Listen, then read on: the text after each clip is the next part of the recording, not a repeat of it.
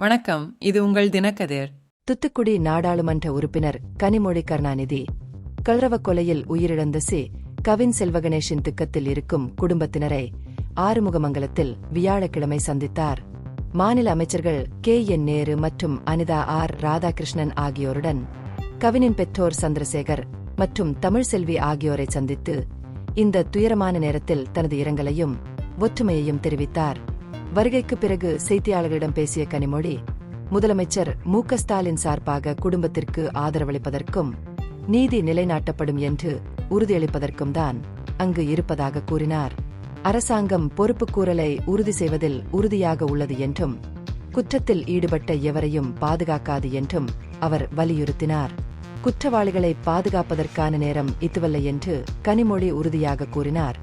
ஒட்டுமொத்த சமூகமும் கலரவ கொலைகளை எதிர்க்க வேண்டும் என்பதை எடுத்துக்காட்டினார். இதுபோன்ற கொடூரமான செயல்கள் மீண்டும் ஒருபோதும் நடக்கக்கூடாது என்றும் அவற்றை தடுப்பதில் கூட்டு பொறுப்புக்கு அழைப்பு விடுத்தார். கொலையாளியின் தாயாரை கைது செய்ய வேண்டும் என்ற பொதுமக்களின் கோரிக்கைகளை முன்வைத்து கனிமொழி, விசாரணை உரிய நடைமுறைப்படி நடைபெறும் என்று கூறினார். இந்த வழக்கு ஏற்கனவே முதலமைச்சரால் குற்றப்பிரிவு குற்றப்புலனாய்வு பிரிவுக்கு மாற்றப்பட்டுள்ளது என்றும் இது பாரபட்சமற்ற மற்றும் முழுமையான விசாரணையை உறுதி செய்கிறது என்றும் அவர் குறிப்பிட்டார். கலரவ கொலைகளுக்கு எதிராக ஒரு குறிப்பிட்ட சட்டம் வேண்டும் என்று பாஜக தலைவர் நயினார் நாகேந்திரன் கூறியதற்கு பதிலளிக்கும் விதமாக, கலரவ கொலைகளை தடுப்பதற்கான சட்டம் ஏற்கனவே நாடாளுமன்றத்தில் எழுப்பியுள்ளதாக கனிமொழி சுட்டிக்காட்டினார்.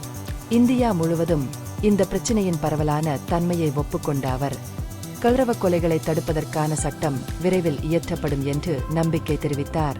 இந்த பகுப்பாய்வு நுண்ணறிவுள்ளதாக கண்டால் முக்கியமான அரசியல் முன்னேற்றங்கள் குறித்த கூடுதல் புதுப்பிப்புகளுக்கு லைக் செய்யவும், ஷேர் செய்யவும், சப்ஸ்கிரைப் செய்யவும். இது உங்கள் தினக்கதிர். நன்றி.